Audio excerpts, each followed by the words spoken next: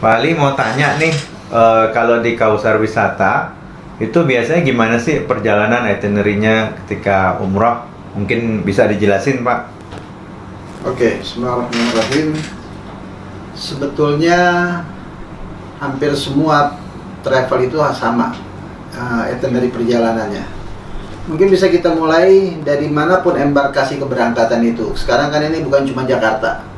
Sekarang ini ada dari Solo, Surabaya, Makassar, Medan, dan beberapa kota besar yang memang memiliki bandara internasional.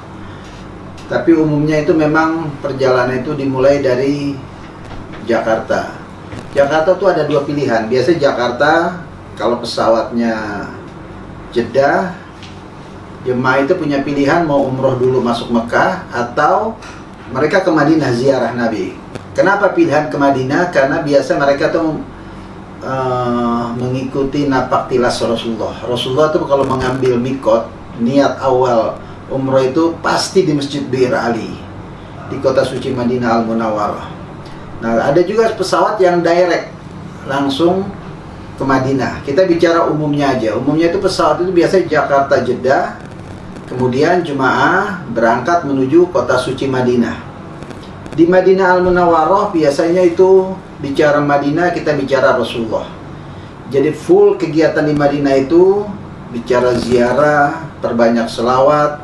Kemudian ada hari-hari jemaah itu melaksanakan umroh sholat 5 waktu plus ziarah masuk Raudhah. Raudhah itu adalah satu tempat suci, tempat mulia di mana Rasul sangat menganjurkan untuk umatnya bermunajat kepada Allah Subhanahu wa taala di tempat Raudhah Syarif itu. Kemudian ada juga kegiatan ziarah kota suci Madinah. Jadi bukan cuma ziarah sekitar Masjid Nabawi, tapi keluar sedikit, antara lain mengunjungi Masjid Quba, suatu masjid yang Rasul bangun setelah Rasul ziarah dari kota suci Mekah menuju Madinah. Jadi itu awal Rasul membangun masjid di kota suci Madinah yang dulu namanya Yasrib. Nah, ada keutamaan dari Masjid Quba adalah kata Rasul Shallallahu Alaihi Wasallam, siapa yang sholat sunat 2 rakaat di Masjid Quba, pahalanya 1 pahala umroh. Jadi bapak ibu yang belum pernah melaksanakan umroh sudah dapat pahala umroh. Kemudian ada Masjid Qiblatain, Masjid 2 kiblat. Mungkin kita tahu bahwa dulu umat Islam kiblatnya itu ke Masjidil Aqsa, kemudian turun ayat Allah perintahkan Rasul untuk berpaling dari kiblat lama ke Masjidil Aqsa ke Ka'bah sekarang sampai hari kiamat nanti. Kemudian kita akan datangi Masjid Bir Ali, yaitu masjid tempat mikotnya seluruh jemaah umroh ataupun haji yang mengambil mikot, artinya memulai niat berihram baik haji ataupun umroh. Kemudian terakhir kita ziarah ke Uhud, menziarahi Sayyidina Hamzah paman Nabi. Diakhiri nanti dengan jemaah bisa kita antar ke kebun korma untuk ya berbelanja souvenir dengan segala macam aksesoris yang rata-rata bahan dasarnya itu dari korma. Nah, kemudian setelah pelaksanaan ritual Madinah, baru jemaah bersiap. Biasanya itu di hari terakhir itu jemaah itu mandi ihram. Mandi ihram, sholat berpakaian ihram, sholat ihram dan niat ihram itu adalah bagian dari wajib umroh. Nah, di hari terakhir itu jemaah sebelum meninggalkan kota suci Madinah, biasa setelah sholat subuh, setelah sarapan, kita adakan ritual ziarah wada atau ziarah perpisahan pada Rasulullah. Adab dari menziarahi Nabi ialah pada waktu kita bertamu kepada Rasul, kita dianjurkan untuk permisi juga. Itu namanya ziarah wada atau ziarah perpisahan. Kemudian jemaah setelah melaksanakan mandi ihram di hotel, kemudian berpakaian ihram, jemaah berangkat ke tempat yang tadi saya sebutkan, itu di Masjid Bir Ali. Untuk apa? Untuk melaksanakan sholat sunat ihram 2 rakaat, diakhiri dengan niat. Kemudian jemaah setelah itu menjaga kesucian dari ihramnya. Berangkat menuju kota suci Mekah. Perjalanan lebih kurang 5 jam. Kalaupun nanti jemaah memilih opsi untuk menggunakan fasilitas kereta cepat, perjalanannya lebih kurang 2 jam. Tapi apapun itu, jemaah diwajibkan menjaga kesucian dari ihram. Tiba di kota suci Mekah, apa yang dilakukan? Jemaah masuk ke hotel sama-sama. Kemudian setelah makan malam, biasa kita berangkat tuh dari kota suci Madinah itu jam 2 siang. Paling lambat ba'dal asar kita udah tinggalkan kota suci Madinah dalam keadaan berihram. Artinya berihram, jemaah sudah berpegang pada hukum larangan-larangan yang tidak boleh dilanggar oleh jemaah sampai selesai pelaksanaan umrohnya. Setelah jemaah melaksanakan ritual terakhir bagian dari rukun yaitu tahallul, berarti prosesi dari ibadah umrohnya itu telah selesai secara hukum, selesai. Cuma masih ada kegiatan di kota suci Mekah. Ya, jadi begitu jamaah selesai tahallul, mereka boleh membuka baju ihram. Diawali dengan ihram yang artinya haram.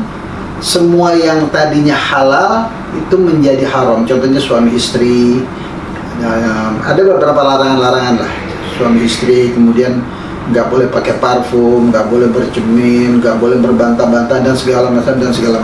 Begitu mereka tahallul, yang tadinya menjadi haram dihalalkan lagi. Contohnya suami istri, dia kembali menjadi halal. Kemudian apa aja kegiatan setelah itu? Hari-hari yang tersisa di kota suci Mekah itu, jemaah ada satu kegiatan yang namanya ziarah kota suci Mekah.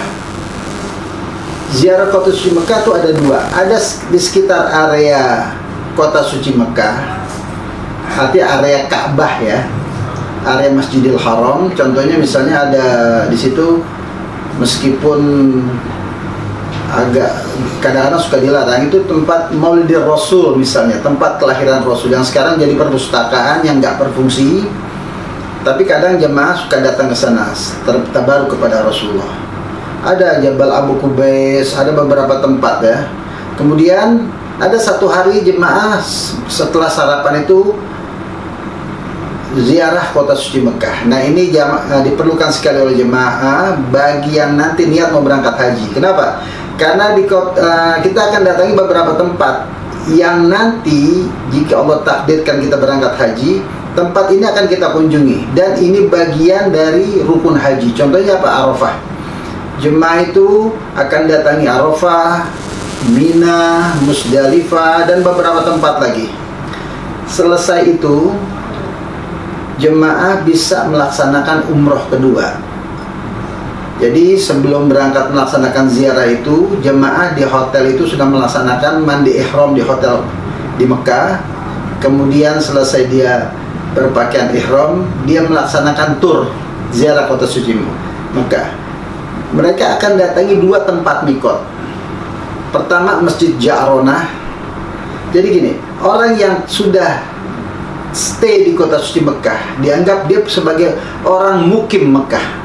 Orang yang mukim di Mekah itu, kalau mereka mau berihram, mau melaksanakan umroh, mereka mengambil mikotnya di 2 tempat, Ja'ronah yang 21 kilo, atau Tan'im, atau lebih dikenal dengan Masjid Aisyah yang jaraknya sekitar 7 km.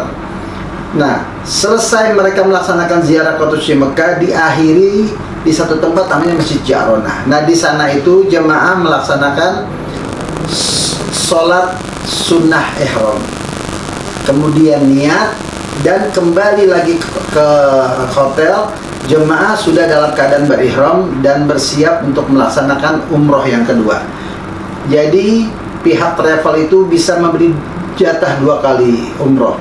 Yang pertama mikot di Masjid Bi'r Ali Madinah, yang kedua di Masjid Ja'ronah atau di Tan'im. Nah, di hari-hari berikutnya jika jemaah mau melaksanakan umroh lagi, bisa dengan biaya sendiri yang biayanya itu nggak seberapa, cuman sewa taksi atau coaster atau bus berangkat ke tempat yang lebih dekat, namanya Masjid Tan'im itu. Kemudian apalagi pelaksananya jemaah setelah itu bersiap-siap melaksanakan tawaf wada atau tawaf perpisahan.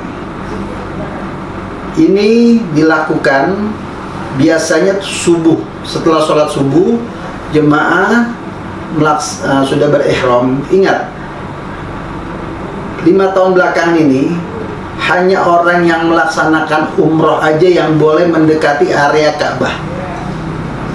Sementara pelaksanaan tawaf wada itu, mereka hanya sekedar melaksanakan tawaf tok, tanpa ada sa'i, tanpa ada tahallul.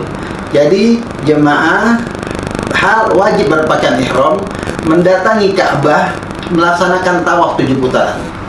Kemudian berdoa kepada Allah, ya Rabb, jangan jadikan ini umroh kami yang terakhir, jangan jadikan ini tawaf kami yang terakhir. Setelah itu jemaah kembali ke hotel, sarapan, istirahat, sambil mengikuti jadwal penerbangan. Kalau memang penerbangannya malam, ba'da zuhur, setelah sholat zuhur, makan siang, jemaah berangkat menuju kota Jeddah. Untuk apa? City tour, kemudian berangkat ke bandara Jeddah untuk kembali lagi ke tanah air. Dan semoga umrohnya umroh mabrur dan selalu dalam naungan ridha Allah Subhanahu wa taala. Assalamualaikum warahmatullahi wabarakatuh.